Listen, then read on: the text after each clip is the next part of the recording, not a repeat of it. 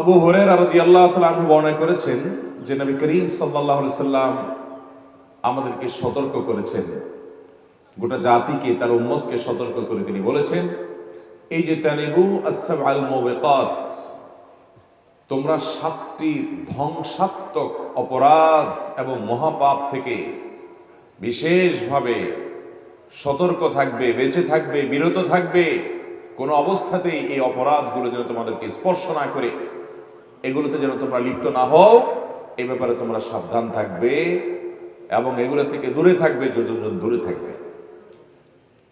যে কোনো কাবিরা গুনাহ, যে কোনো মহাপাপ, যে কোনো বড় অপরাধ, সেটাই মানুষকে ধ্বংস করে, মানুষের দুনিয়াও ধ্বংস করে, আখিরাতও ধ্বংস করে।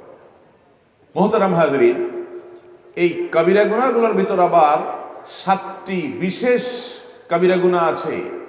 এগুলো হলো মুহলিকাত, মানুষকে ধ্বংস করে দেয়, ইমানদারকে শেষ করে দেয়, ধ্বংসের দ্বারপ্রান্তে নিয়ে যায়। এই ক্ষতি পোষানো কঠিন হয়ে যায় যদি অপরাধগুলো মানুষ করে ফেলে।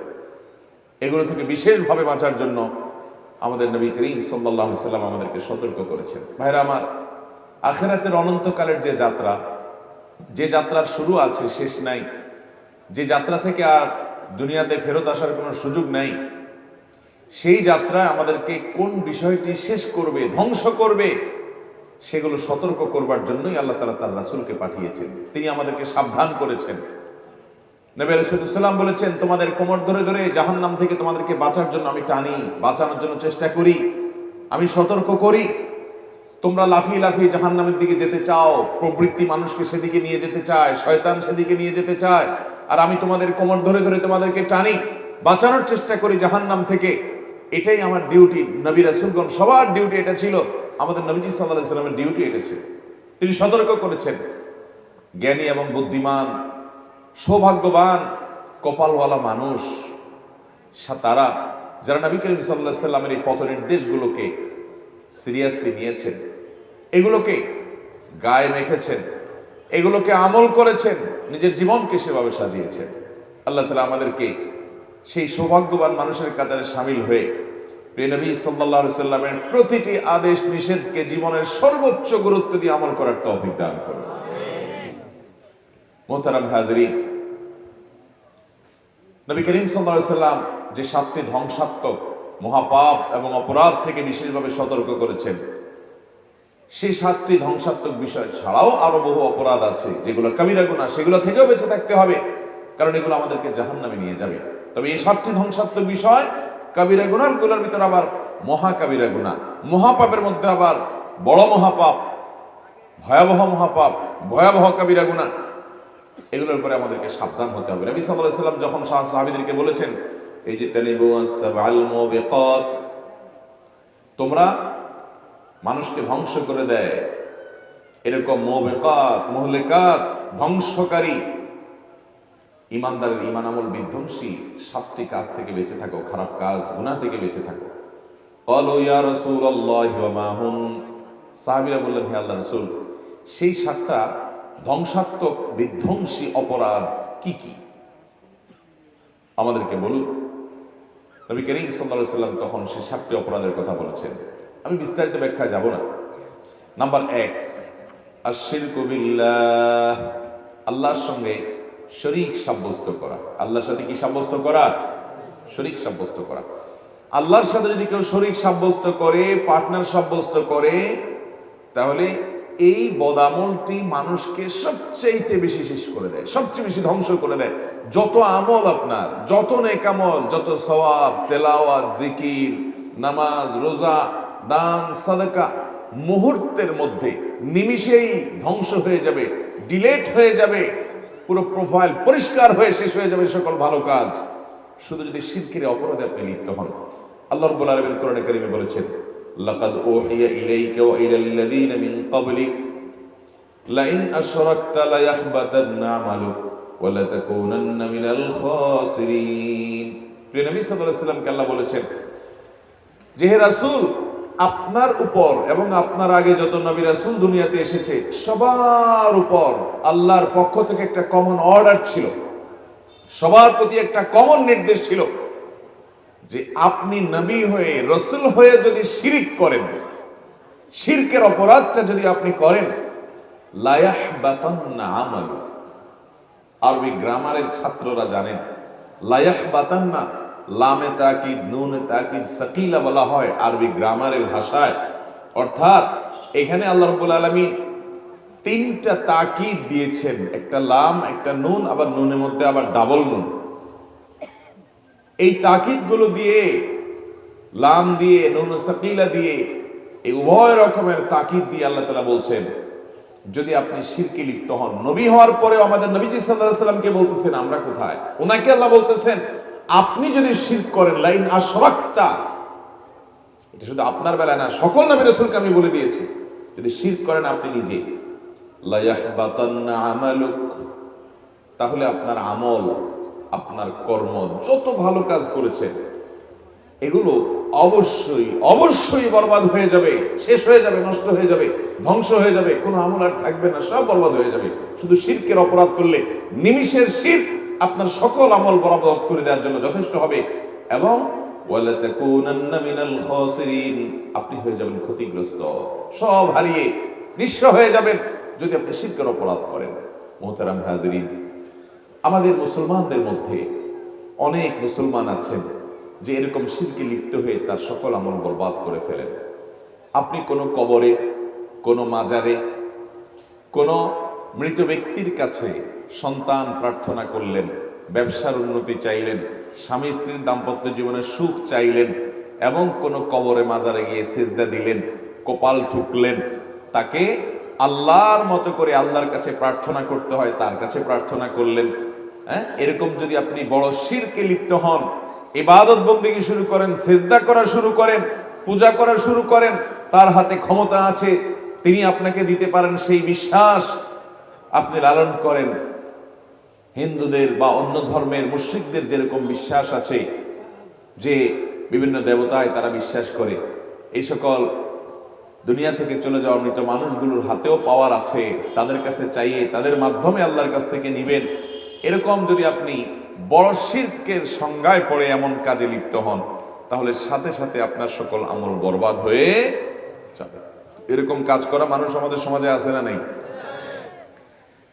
সকল আদেশ এবং নিষেধ চোখ বন্ধ করে আমার যুক্তিতে আসুক বা না আসুক সবগুলোকে মেনে মান্য করে চলবো, মাথা নত করে দিব একমাত্র এক মহান সত্তার কাছে। তিনি কে? এখন যদি আমার কাছে অন্য কাউকে এই পর্যায়ে সাব্যস্ত করার মতো বিশ্বাস, আকীদা, ঈমান লালন করি, তাহলে এটাও এক প্রকারের শিরক। ঠিক না বেঠিক? সবচেয়ে বেশি ভালোবাসা হবে আল্লাহর জন্য, বিদ্বেষ হবে আল্লাহর জন্য, ভালোবাসা হবে আল্লাহর জন্য। এটা না হলে মানুষ পূর্ণাঙ্গ ঈমানদারী হতে পারবে না। এখন আমার ভালোবাসা আমার কোনো দলের জন্য, কোনো গ্রুপের জন্য, সেই স্বার্থের দিকে তাকে আমি সবকিছু করি, এগুলো হলো ভালোবাসার ক্ষেত্রে শিরক, আনুগত্যের ক্ষেত্রে শিরক। এরকম নানামুখী শিরক যেটা শুধুমাত্র আল্লাহর জন্য নিবেদনযোগ্য, সেটা অন্য কারোর জন্য করা, এটা শিরক।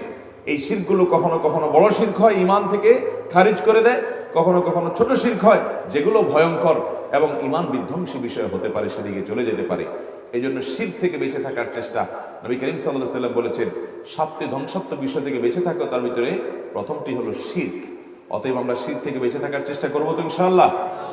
ইবাদত যেটুকু করতে পারি তাওহীদ যেন ঠিক থাকে, আমার আনুগত্য, আমার দাসত্ব, আমার গোলামি, আমার অন্ধ অনুকরণ, আমার অন্ধ ভালোবাসা, যাকে কেন্দ্র করে ভালোবাসা, যাকে কেন্দ্র করে বিদ্বেষ, যাকে কেন্দ্র করে অপছন্দ করা, যার গোলামি এবং দাসত্ব একচ্ছত্রভাবে নিবেদন করা হবে, তিনি একমাত্র কে? আল্লাহর সাথে আর কাউকে শরীক করা যাবে। এমনকি যদি কেউ রাসূল সাল্লাল্লাহু আলাইহি সাল্লামকেও আল্লাহর সাথে শরীক করে, মনে করে যে না আল্লাহ এবং রাসূল উভয়ের কাছে দোয়া করব, প্রার্থনা করব, উভয় আমাকে দিতে পারে, এরকম বিশ্বাস যদি কেউ লালন করে, তাহলে এই বিশ্বাসও কখনো তাওহীদের সাথে সঙ্গতিপূর্ণ বিশ্বাস নয়, এটা শিরকপূর্ণ বিশ্বাস। কথা কি বুঝাতে পারছি? সেখানে রাসূল সাল্লাল্লাহু আলাইহি সাল্লামের ব্যাপারে এরকম বিশ্বাস করলে যদি শিরক হয়, তাহলে আল্লাহর কোনো নেককার বান্দা, কোনো ওলি দুনিয়া থেকে চলে গেছেন, তার ব্যাপারে যদি এরকম বিশ্বাস রাখে, তাহলে ঈমান থাকবে? মুহতারাম হাজিরিন, আল্লাহর কোনো নেককার বান্দা যদি দুনিয়া থেকে চলে যান, ওনার কবরকে কেন্দ্র করে কোনো পুজো করা, কোনো সিজদা করা, কোনো ওরস করা, তওয়াফ করা, তার কাছে প্রার্থনা করা, দোয়া করা, ওখানে মানত করা, এগুলোর কোনোটাই ইসলামে জায়েজ রাখেনি। এগুলো যেগুলো আল্লাহর জন্য নিবেদন করতে হয় সেগুলো আর কারোর জন্য নিবেদন করাটা, এটাই হলো শিরক। আর এটাকে সবচেয়ে ধ্বংসাত্মক বিষয় বলা হয়েছে। আমাদের অনেক মানুষ ধর্মের নামে নিজের ঈমানকে এসব জায়গায় বিক্রি করে আসে, আছে না নাই? অনেকে আছে রাজনীতির নামে নিজের ঈমান বিক্রি করে আসে। গোলামি এবং দাসত্ব, বিভিন্ন ব্যক্তি ইজম মতবাদ তার জন্য নিবেদন করে নিজের ঈমানকে খুয়ে বসে আছে। এই জন্য একজন ঈমানদার সব সময় সতর্ক থাকবে যে তার আল্লাহর স্থান, আল্লাহর অবস্থান, আল্লাহর যে সম্মান, আল্লাহর যে মর্যাদা, যেটা আল্লাহর জন্য নিবেদনযোগ্য, এটা যেন আল্লাহর জমিনে আর কারোর জন্য না হয়। বেঁচে থাকার চেষ্টা করবো তো শিরক থেকে। আল্লাহ আমাদেরকে তৌফিক দান করুন। এই যে আল্লাহ ছাড়া আর কারোর নামে শপথ করি আমরা, এটাও আল্লাহ এক প্রকারের শিরক। এটাও শিরক, যদি এই শিরকের কারণে মানুষ বেঈমান হবে না, কিন্তু এটা ছোট শিরক। শিরক তো শিরকই, ছোট আর বড়। হয়তো ছোট শিরকের কারণে আপনি কাফের হয়ে যাবেন না, অমুসলমান হয়ে যাবেন না, কিন্তু শিরক জিনিসটা তো ভয়াবহ। সাপ এটা সবসময় ভয়াবহ, সেটা অনেক বেশি বিষাক্ত হোক, কম বিষাক্ত হোক, এটা ভয়ঙ্কর। ঠিক একইভাবে শিরক থেকে আমরা বেঁচে থাকার চেষ্টা করতে হবে। শপথ, মানত, এগুলো সব কার জন্য হবে? আল্লাহর জন্য হবে। আল্লাহ তাআলা আমাদেরকে শিরক থেকে বেঁচে থাকার তৌফিক দান করুন। তাহলে 7 ধ্বংসাত্মক বিষয়ের প্রথমটা হলো শিরক করা। নাম্বার 2, as-sihr, জাদু। জাদু বলতে ব্ল্যাক ম্যাজিক যেটাকে বলা হয় সেটা। হাতের ভেলকিকে আমরা অনেকে জাদু বলি। আপনার সেটা এক প্রকারের জাদু, যেটা আসলে হাতের ভেলকি, হাতের চালাকি। যে একটা ডিম থেকে 2টা ডিম হয়ে গেছে, গ্লাসে পানি আছে তা উপর করে ফেলছে, কিছু হয় নাই, এরকম বিভিন্ন ভেলকিবাজি, বিভিন্ন আপনার ম্যাজিশিয়ানরা ম্যাজিকের মাধ্যমে দেখায় না, ভিডিওতে আপনারা দেখেন, অনেক সময় ডাইরেক্ট দেখেন। এটা হলো হাতের ভেলকি এবং চালাকি। এখানে কোনো মন্ত্রের কাজ নাই। এটা হলো অত্যন্ত সূক্ষ্ম কৌশল। ওই কৌশল জানলে আপনিও পারবেন। কথা বুঝতে পারছেন? ওই যে দেখেন না অনেক সময় যে নিচে মাত্র একটা ছোট্ট রড আছে অনেক দূরে, ওইটা ধরে লাঠি ধরে দাঁড়ায় আছে, নিচে কিছু নাই, খালি। পরে দেখা গেছিল যে কাপড় একটা দিয়ে পেঁচায় আছে, কাপড়ের তল দিয়া কেমনে কেমনে বাঁকা করে ওইটাকে নিচের সাথে কানেকশন দিছে। সবাই মনে করতেছে আরে এ তো বুজুর্গ মানুষ, কারামতি জাহির হয়েছে। আসলে কারামতি টারামতি কিছুই না, ওটা সব বেলকিবাজি। তো এটা ভিন্ন জিনিস। সেহের, ব্ল্যাক ম্যাজিক যেটাকে বলা হয়, বাংলাদেশে আজ আনাচ্ছে কানাচ্ছে, ঘরে ঘরে, শহরে গ্রামে এই অপরাধটি আজ ছেয়ে গেছে ভাইরা আমার। ব্ল্যাক ম্যাজিক, ব্ল্যাক ম্যাজিক বা জাদু, কালো জাদু যেটাকে বলা হয়, এটা করে একজন মানুষ আরেকজন মানুষের ক্ষতি করে, কুফরি কালাম করে, শয়তানের আশ্রয় নেওয়া হয়। আল্লাহ তাআলা শয়তানকে কিছু পাওয়ার দিয়ে রেখেছেন, তার আশ্রয় নেওয়া এটা রীতিমতো কুফরি। সেই কুফরি করে দুজনের মধ্যে সম্পর্ক আছে এটা নষ্ট করার জন্য। ঘরে ঘরে অনেক সংসারে আছে, দেখবেন যে স্বামী স্ত্রীর মধ্যে সম্পর্ক খুব ভালো, ননদ শাশুড়ি বা পরিবারের অন্য কেউ দেখতে পারে না। তো এবার কোনো কবিরাজের কাছে যায় যে এদের মধ্যে যাতে সম্পর্ক নষ্ট হয় এরকম কিছু একটা করে দেন। তো তারা তাবিজ কবজ কিছু একটা করে, ব্ল্যাক ম্যাজিক করে, জাদু করে, কালো জাদু, এই কবিরাজি করে তাদের মধ্যে সম্পর্ক নষ্ট করার চেষ্টা করে। কোরআন স্বীকৃতি দিয়েছে যে এইরকম পদ্ধতিতে মানুষের মধ্যে ফাটল ধরানোর যে অপচেষ্টা করা হয়, এটার বাস্তবতা আছে এবং শয়তানের আশ্রয় নেওয়ার মাধ্যমে এটা করা হয়। এবং অনেক সময় দেখা যায় একটা মানুষকে আপোষ করার জন্য, তাকে প্রিয় বানানোর জন্য, তাকে পাওয়ার জন্য তাকে জাদু করে। অনেক সময় মানুষের ক্ষতি করার জন্য জাদু করে, অসুস্থ হতে হতে মৃত্যুর দিকে চলে যায়। একটা বর্ণনা আছে যে জাদু, ব্ল্যাক ম্যাজিক এরকম ভয়াবহ এবং খারাপ জিনিস যে ওঁটকে যদি করা হয় বদনজর, ব্ল্যাক ম্যাজিক, এগুলো অনেক সময় দেখা যায় ওঁটকে পাতিল পর্যন্ত নিয়ে যায়, অর্থাৎ গোশতে পরিণত হয়ে যায়, শেষ হয়ে যায়, যে জবে করা ছাড়া কোনো উপায় থাকে না, আর মানুষকে কবর পর্যন্ত নিয়ে যায়। এরকম ব্ল্যাক ম্যাজিক ঘরে ঘরে আছে। অনেক নামাজি কালামি মানুষ আছে, অনেক নামাজি কালামি মানুষ আছে, ওই কবিরাজের কাছে যায়, যে তার কাছ থেকে এই জাতীয় তাবিজ কবজ নেয়, সে কুফুরি কালাম করে করে ধ্বংস করে দেয়। দেখবেন যে একটা লোক অসুস্থ মাথার চুল দিয়ে, শরীরের কাপড় দিয়ে নানা রকমের তাবিজ কবজ তৈরি করে, বালিশের নিচে রাখে, পানিতে ধুইয়া পানি খাওয়ায়, তারপরে আপনার কবরের পোতে, তারপরে ঘরের বিভিন্ন চিপা টিপার ভিতরে তাবিজ পাওয়া যায়, বিভিন্ন রকমের কিছু অঙ্কন করা থাকে, অনেক পুতুল আছে, পুতুলের গায়ে আলপিন টালপিন মারা থাকে। এরকম নানাবিধ উপায় ব্ল্যাক ম্যাজিক করা হয়। আমাদের দেশে এগুলো অনেক তুলনামূলক কম হলেও ইন্দোনেশিয়াতে, পৃথিবীর অনেক দেশে প্রচুর পরিমাণে আছে, মিডিল ইস্টেও আছে। আমাদের দেশেও তান্ত্রিক এই তন্ত্রভন্ত্র যারা করে, এদের মাধ্যমে ব্ল্যাক ম্যাজিকের পরিমাণ প্রচুর বাড়ছে। অনলাইনে দেখবেন যে এদের পোস্টারগুলোতে তান্ত্রিক অমুক কামরূপ কি কামরূপ কামাখ্যা থেকে সে ট্রেনিং নিয়ে আসছে, হান করছে, তান করছে, আছে না নাই? এগুলো সবগুলো রীতিমতো অপরাধ। মানুষকে ধীরে ধীরে ধ্বংস করার জন্য শয়তান আশ্রয় নেওয়া হয়। কোনো ইমানদার তিনি যদি ব্ল্যাক ম্যাজিকের আশ্রয় নেন, তিনি যদি এই কালো জাদুর আশ্রয় নেন, তাহলে সেক্ষেত্রে এটা হলো 7টি ধ্বংসাত্মক বিষয়গুলো, মহাপাপ কবিরা গুনাহগুলোর মধ্যে একটি। ইসলামী শরিয়ার দণ্ডবিধি অনুপাতে এইরকম অপরাধের সাথে যে জড়িত হবে, জাদুকর হবে, ব্ল্যাক ম্যাজিশিয়ান হবে, কালো জাদু করবে, এই সমস্ত কবিরাজ যারা মানুষের ক্ষতি করার জন্য বা বিভিন্ন উদ্দেশ্যে সে শয়তানের আশ্রয় নেয়, কুফরি কালাম করে, ব্ল্যাক ম্যাজিক করে, ইসলামী শরিয়ার দণ্ডবিধিতে তাকে মৃত্যুদণ্ড দেওয়ার নির্দেশ দেওয়া হয়েছে। এটা সর্বোচ্চ অপরাধ, গোটা সমাজকে শেষ করে দেয়। আমাদের দেশে আজকাল এই অপরাধ প্রচুর পরিমাণে হয়ে গেছে। আপনারা যারা এই কবিরাজদের কাছে গিয়া লাভের জন্য, ক্ষতির জন্য, আপোষ করার জন্য, শত্রুতার জন্য, মানুষের পিছে লাগালাগি করার জন্য, কিংবা ভালো উদ্দেশ্যে আপনি ওই কবিরাজদের কবিরাজি নেন এবং এই জাতীয় তাবিজ নেন, মনে রাখবেন এটা কোনো কোনো ক্ষেত্রে এটা কবিরা গুনাহ, এতে কোনো সন্দেহ নাই। শুধু নট আপনার সাধারণ কবিরা গুনাহ, নট অনলি কবিরা গুনাহ, এটা হলো কবিরা গুনাহর ভিতরে সবচেয়ে ধ্বংসাত্মক বড় পাপগুলোর একটা। এটা আমলকে শেষ করে দেয়, ইমানকে শেষ করে দেয়। বিশেষ করে যদি আপনি যদি জেনে শুনে শয়তানের আশ্রয় নেন, তাহলে সেক্ষেত্রে আপনি ইমান হারা হয়ে যাবেন। বিধায় এই কবিরা গুনাহ থেকে আমাদেরকে বেঁচে থাকতে হবে ইনশাআল্লাহ। আমাদের ভালো এবং মন্দ এগুলোর সবগুলোকে আমরা চাইবো আল্লাহ তাআলার কাছে। অনেক সময় দেখা যায় এই শয়তানি পদ্ধতিতে গেলে কাজ একটু তাড়াতাড়ি হয়। এটা একটা পরীক্ষা, এটা একটা ফিতনা, এটা একটা ধোঁয়াশা যে আপনি কি করেন, আপনি কি এই জন্য ভুল পথে যান না সঠিক পথে থাকেন। এই জন্য আমরা এই সমস্ত ব্ল্যাক ম্যাজিক, কালো জাদু, এই সমস্ত কবিরাজদের কবিরাজিতে আমরা যাব না ইনশাআল্লাহ। হ্যাঁ, কোনো আল্লাহর বান্দা যদি এরকম হন, তিনি ঝাড়ফুঁক করেন আপনাকে, কোরআন এবং সুন্নাহর আলোকে তিনি আপনাকে ট্রিটমেন্ট করেন, তিনি আপনাকে পানি বা তেল পড়া দিয়ে দেন বা শরীরে পড়ে ফু দেন, কোরআনে কারীমের আয়াত পড়ে, কোনো শয়তানের আশ্রয় না নেয়, শয়তানি কোনো কিছু না করে, তাহলে সেক্ষেত্রে অসুবিধা নেই। ব্ল্যাক ম্যাজিক করছে কিনা আপনার কবিরাজ কিভাবে বুঝবেন? নাম্বার 1, ওই লোকটা যদি মুত্তাকি পরহেজগার হয়ে থাকে, আমলদার হয়ে থাকে, তাহলে সে ব্ল্যাক ম্যাজিশিয়ান হবে না। অনেক লোক আছে দেখবেন কবিরাজি করে, নামাজ কোনো খোঁজ খবর নেই, আছে না নাই? তার ভিতরে পর্দার কোনো বালাই নাই, মহিলা পুরুষ সবার সাথে ডলাডলি মাখামাখি, আছে না নাই? ওর হাবভাব দেখলে আপনি বুঝবেন ও মুত্তাকি পরহেজগার কিনা। ও নিজে যদি ফাসেক হয় তো আপনারা কিসে ট্রিটমেন্ট দিবে ও কোরআন থেকে?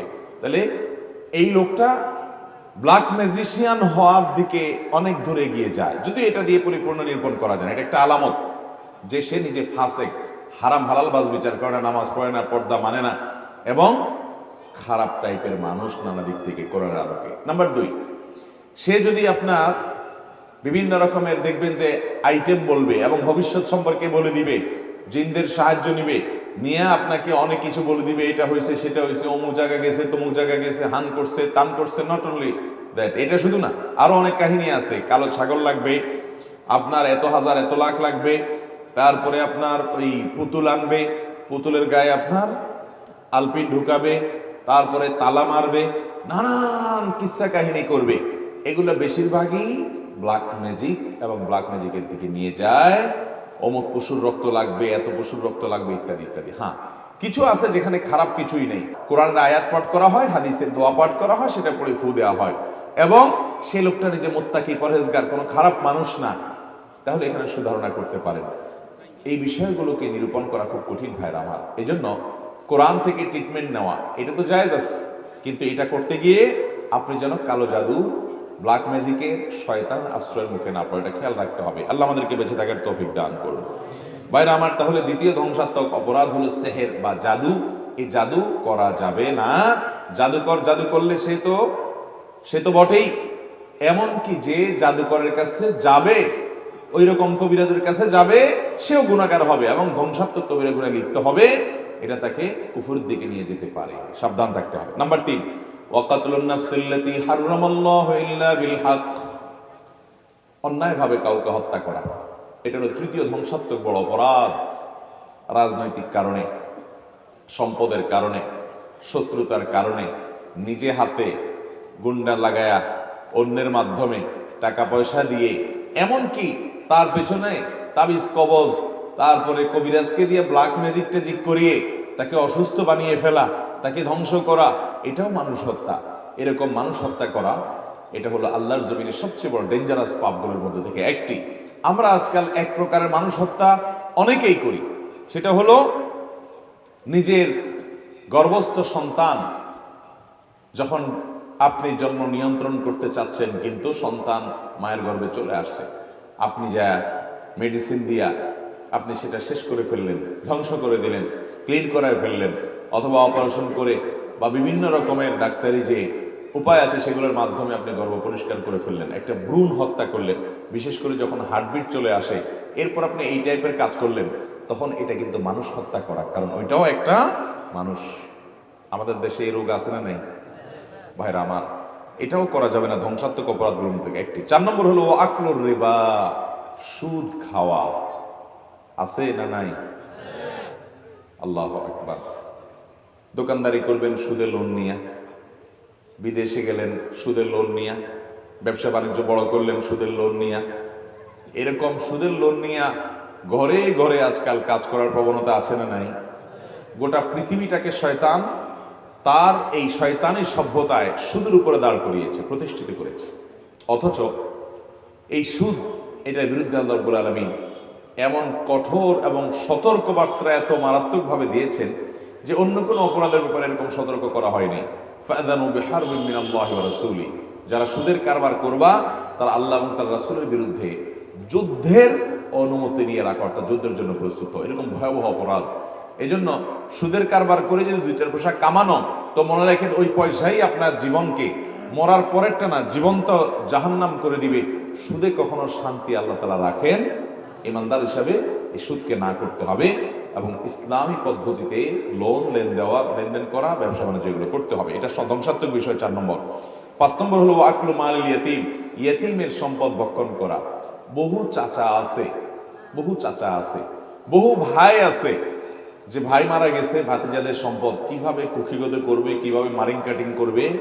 বহু চাচা আছে ভাতিজাদের সম্পদ কিভাবে দখল করবে, সেই রকম নিয়ত করে বিভিন্নভাবে ছলে বলে করে কৌশলে ইয়েতিমের সম্পদ খায়। আছে না নেই? ইয়েতিমের সম্পদ ভক্ষণ করা আর পেটের ভিতরে জাহান্নামের আগুন প্রবেশ করানো, দুটোর ভিতরে কোনো পার্থক্য নেই। যেখানে নবী করিম সাল্লাল্লাহু আলাইহি ওয়াসাল্লাম বলেছেন, আনা ওয়া কাফিলুল ইয়াতিমি কাহাতাইন, এই দুইটা আঙ্গুল যেরকম একটা আরেকটার পাশাপাশি, ইয়েতিমকে যে দায়িত্বভার গ্রহণ করে তার খরচ খরচা দেয়, তার পড়ালেখা করায়, তার শিক্ষা, চিকিৎসা, বাসস্থান, খাবার দাবার ব্যবস্থা করায়, এই আল্লাহর বান্দা আল্লাহকে খুশি করার জন্য যদি কোনো ইয়েতিমের দায়িত্ব নেয়, তার খরচ খরচা দেয়, তাহলে এই ইয়েতিম এর লালনকারী ব্যক্তি, তার স্পন্সর, সে আর আমি, নবী সাল্লাল্লাহু আলাইহি ওয়াসাল্লাম বলেছেন, আমি আর সে জান্নাতে 2 আঙ্গুলের মতো পাশাপাশি থাকবো। ইয়েতিমকে লালন পালন করা যদি এত ফজিলতপূর্ণ হয়, তাহলে ইয়েতিমের সম্পদ মেরে খাওয়া কত ডেঞ্জারাস হবে। কথা কি বুঝতে পারছি? অন্য যে কোনো মানুষের সম্পদ মেরে খাওয়ার চাইতে ইয়েতিমের সম্পদ মেরে খাওয়া অনেক বেশি ভয়াবহ। এই জন্য এটাকে 7টি ধ্বংসাত্মক মহাপাপের মধ্যে আবার বড় মহাপাপের তালিকায় নবী সাল্লাল্লাহু আলাইহি ওয়াসাল্লাম অন্তর্ভুক্ত করেছেন। এই জন্য ভাইরা, ইয়েতিমের সম্পদের উপরে সর্বোচ্চ সতর্ক থাকতে হবে ইনশাআল্লাহ। 6 নম্বর সর্বাত্মক ধ্বংসাত্মক বিষয়গুলোর মধ্যে থেকে একটি হলো আত-তাওয়াল্লি ইয়াউমাজ যাহফ। যদি কখনো জিহাদ শুরু হয়, জিহাদ ফরজ হয়ে যায়, জিহাদের ময়দান থেকে আপনি পলায়ন করে চলে আসলেন ভয়ে যান বাঁচানোর জন্য, এটাও কাবিরা গুনাহ। শুধু কাবিরা গুনাহ না, কাবিরা গুনাহগুলোর ভিতরে আবার বড় কাবিরা গুনাহ, মহাপাপের মধ্যে আবার অনেক ভয়ঙ্কর মহাপাপ। কারণ ইমানদার কখনো যান বাঁচানোর জন্য, জীবন বাঁচানোর জন্য সে পলায়ন করবে, এটা তার জন্য জায়েজ হতে পারে। আল্লাহর রাহে সে নিজের জীবন দেওয়ার জন্য প্রস্তুত থাকবে, নিজেকে সমর্পণ করার জন্য প্রস্তুত থাকবে। যদি সে পলায়ন করে, তাহলে সে কবিরা গুনাহে লিপ্ত হলো। আল্লাহর দ্বীনকে বিজয়ী করার চাইতে তার জীবনকে সে বড় করে দেখলো। ইমানদার কখনো ভীরু হতে পারে না, তাকে সাহসী হতে হবে। বিশেষ করে জানবাজ তাকে হতে হবে। নবী করিম সাল্লাল্লাহু আলাইহি ওয়াসাল্লাম আল্লাহর কাছে পানা চাইতেন, আল্লাহুম্মা ইন্নী আউযু বিকা মিনাল আজজি ওয়াল কাসাল, ওয়া আউযু বিকা মিনাল বুখলি ওয়াল জুবন, আল্লাহ আপনার কাছে আমি কৃপণতা থেকে এবং ভীরুতা, ভীতু প্রকৃতির মানুষ হওয়া থেকে পানা চাই। ইমানদার ভীতু প্রকৃতির হতে পারবে? ইমানদারকে সাহসী হতে হবে, সৎ সাহস তার মধ্যে থাকতে হবে। এই জন্য জিহাদের ময়দান থেকে পলায়ন করে সাতটি ধ্বংসাত্মক বিষয়ের ভিতরে 6 নম্বর। 7 নম্বর হলো ওয়া কাযফুল মুহসানাত আল মুমিনাত আল গাফিলাত। যেই নারী জেনায় লিপ্ত হয় নাই বেচারি, কিন্তু কোন ছেলের সাথে তাকে কথা বলতে দেখছেন নির্জনে, একই ঘর থেকে বের হয়েছে, দোনোজন দেখেছেন, এরকম বিভিন্ন আলামত টালামত পেয়ে তার নামে রটায় দিলেন সে জেনায় লিপ্ত হয়েছে। এরকম অপরাধ আমাদের দেশে হয় কি হয় না? মনে রাখবে, কাউকে জেনার অপবাদ দেওয়ার মতো এরকম জটিল ইস্যু ইসলামে আরেকটা পাওয়া কঠিন। আপনি শুধুমাত্র দেখেছেন, এটা দেখেছেন, ওটা দেখেছেন, তারপরে ভিত্তি করে একটা মানুষের চরিত্র নিয়ে আপনি একটা কথা তুলে দিলেন, এর মাধ্যমে আপনি মনে করেছেন ভালো করেছেন, একটা অন্যায়ের বিরুদ্ধে কথা বলেছেন, আপনি একটা মানুষের চরিত্র নিয়ে ছিনিমিনি খেলেছেন, যার কারণে কাবিরা গুনাহ শুধু না, কবিরা গুনাহগুলোর ভিতরে আবার ধ্বংসাত্মক কবিরা গুনাহের ভিতরে একটি, ইসলামে এই ধরনের অপবাদ দানকারীকে বেত্রাঘাত করার নির্দেশ করেছে কোরআনে ইসলামী দণ্ডবিধিতে। তার মানে কোন নারী এমনকি কোন পুরুষ কারণ চরিত্রে কালিমা দেওয়া এটা এত ডেঞ্জারাস। আল্লাহ তাআলা কোরআনে কারিমে বলেছেন তাহসাবুনাহু হাইয়িনা ওয়া হুয়া ইনদাল্লাহি আযীম। কারোর ব্যাপারে একটা বাজে কথা বলে দিলেন, সামান্য ধারণা করে আপনি আজে বাজে কথা বলে দিলেন, আপনি এটাকে খুব হালকা কথা মনে করছেন, অথচ আল্লাহর কাছে এটা অনেক বড়, বিশাল বড় অপরাধ। আল্লাহর কাছে এটা হালকা কোনো বিষয় নয়। আমাদের দেশে বহু এলাকাতে দেখবেন, গ্রামে শহরে সব জায়গাতেই কম বেশি আছে যে মানুষকে অপবাদ দিতে বুকটা কাঁপে না। অনেক নিরপরাধ মানুষকে গ্রাম্য সালিসের মাধ্যমে বিচার করা হয়, অথচ শরীয়ত যেভাবে প্রমাণ করতে বলেছে সেরকম প্রমাণ হয় না। জেনার অপরাধ, জেনার অপবাদ, জেনার দায়ে কোনো মানুষকে দায়ী করা, জেনার অভিযোগ কারোর ব্যাপারে তোলা, এটা খুব জটিল একটা বিষয়। একটা মানুষের ইজ্জত, একজন মুসলিম নারীর সম্ভ্রম এত বেশি যে মুসলিম নারীর সম্ভ্রম নিয়ে আপনি একটা কথা তুলে দিবেন একবারে উপযুক্ত প্রমাণ ছাড়া, তাহলে ইসলাম আপনাকে বলেছে বেত্রাঘাত করো এবং আপনার সাক্ষ্য আর জীবনে কোনোদিন গ্রহণযোগ্য হবে না। আপনি সাক্ষী হিসাবে অযোগ্য হিসাবে বিবেচিত হয়ে যাবেন এবং খুব ডেঞ্জারাস অপরাধ আপনি করেছেন, কবিরা গুনাহ করেছেন, ধ্বংসাত্মক কবিরা গুনাহ করেছেন। এই জন্য সন্দেহ করে নিশ্চিত না হয়ে কোনো মানুষের চরিত্র নিয়ে প্রশ্ন তোলা যাবে, ভয়াবহ অপরাধ। এই রোগটা আমাদের মধ্যে আছে না নাই? আমাদের আজকাল সবচেয়ে জনপ্রিয় অপরাধ, জনপ্রিয় গুনাহের কাজ হলো মানুষ সম্পর্কে খারাপ ধারণা করা। এই লোকটা মনে হয় অমুক দলের লোক, এই লোকটা মনে হয় তলে তলে ওইটা করে, এই লোকটা ভিতরে বোধহয় এরকম। আমরা অন্যকে নিয়ে এত ব্যস্ত থাকি যে নিজেকে নিয়ে আমরা এতটা চিন্তা করি। মুহতারাম হাজরিন, এই জন্য নিজেকে নিয়ে সবসময় নিজের ব্যাপারে মন্দ ধারণা করতে হবে আর অন্যের ব্যাপারে ভালো ধারণা করতে হবে। এটা ইসলাম আমাদেরকে শিখায়, তার একটা সুন্দর সমাজ আমরা গড়ে তুলতে পারবো। আল্লাহ তাআলা এই ধ্বংসাত্মক 7টি অপরাধ থেকে আমাদেরকে বেঁচে থাকার তৌফিক দান করুন। সবাই চেষ্টা করবো তো ইনশাআল্লাহ। আবারও আমরা বলছি, নাম্বার 1 আল্লাহর সঙ্গে শিরক করা, নাম্বার 2 কি বলেছি, সেহের করা, ব্ল্যাক ম্যাজিক, জাদু। 3 নম্বর কি বলেছি, অন্যায়ভাবে কোনো মানুষ হত্যা করা। 4 নম্বর সুদ খাওয়া। 5 নম্বর ইয়েতিমের মাল ভক্ষণ করা। 6 নম্বর জিহাদ হলে কখনো সেখান থেকে পলায়ন করা। আর 7 নম্বর একজন সতী নারীর চরিত্রে মিথ্যা অপবাদ দেওয়া। আল্লাহ তাআলা এই 7টি মহাপাপ থেকে, মহাপরাধ থেকে আমাদের সবাইকে বেঁচে থাকার তৌফিক দান করুন। সবাই চেষ্টা করবো তো ইনশাআল্লাহ। আমরা মাহফিলের শুরুতে আপনাদের যে ওয়াদা নিয়েছিলাম যে আসুন প্রতিজ্ঞা করি আমরা যেগুলো শুনবো সেগুলো যে আমল করবো তো ইনশাআল্লাহ। জাযাকুমুল্লাহ খাইর।